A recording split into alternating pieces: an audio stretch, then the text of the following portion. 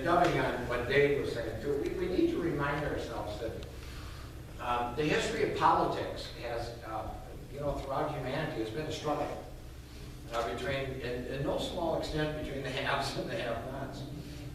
And you have to remember that that it's a struggle that goes on. It goes on. And to make a difference, it has to involve a lifetime commitment. And I sometimes lament the fact that we have what I like to refer to as a fast food mentality here in America. I mean, McDonald's is troubled now because it's taken them an extra 60 seconds to get their hamburger and fries out. I used to see that in my international trading business. These Brits are getting all the business. All they do is sit around here drinking coffee. I flew in, I gave a real smart, crisp presentation on why they should be doing business with this particular American company, and then I left town. And I came back, again several months later, and the Brits still sitting there drinking tea. And then at the end, the Brit gets the contract. Why? Well, because the Brit established this personal relationship, and people have been in business, particularly international, a lot, understand different cultures, different currency, different rules, different laws, different regulations. The cornerstones of success is establishing a personal trust relationship, because there are going to be all kinds of problems. Okay? So we see this happening in politics. I mean, a lot of people, they come charging in, they're just determined to get this thing right and get it fixed, and then a year later, when everything they get fixed, they say, wow, that didn't work. Not going to have anything to do with that. Every day I walk into the House of Representatives, on the one side I walk past the signers of the Constitution, okay? Great revolutionaries in their time. But let's not forget that they embraced slavery. Okay? Let's not forget they did not allow women to vote. Let's not forget most white men couldn't vote. It was just white men with property. Okay? But people championed and advocated. And we had to go through a civil war and voting rights. And we're still struggling with it. But by golly, women are voting. They're advancing in all sectors of our culture and our economy and our way of life, and we're embracing diversity in more ways than we ever imagined. And so we have to remind ourselves that a commitment to change for the good is something that's a lifetime commitment.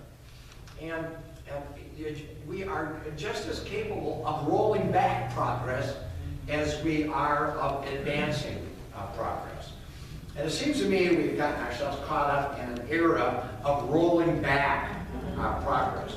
I mean, I'm faced with people who don't want to spend money on medical research. I'm faced with people who don't want to spend money on infrastructure. I'm facing people who don't want to spend money on education. I'm facing people that don't want to spend money on consumer protection.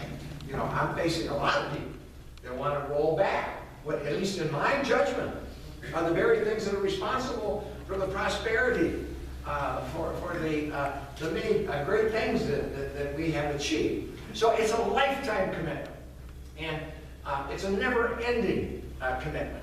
What do you want to go? You want to go back to the Declaration of Independence? You want to go back to the Magna Carta of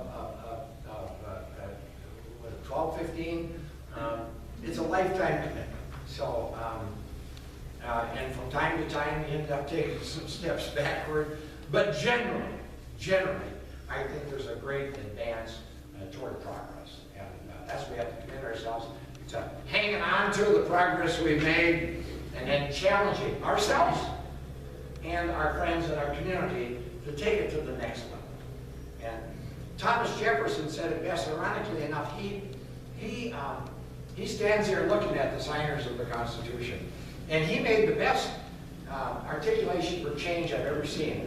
I'm paraphrasing, but it's pretty close to exactly what he said. But he said, I'm not an advocate for frequent changes in laws and institutions.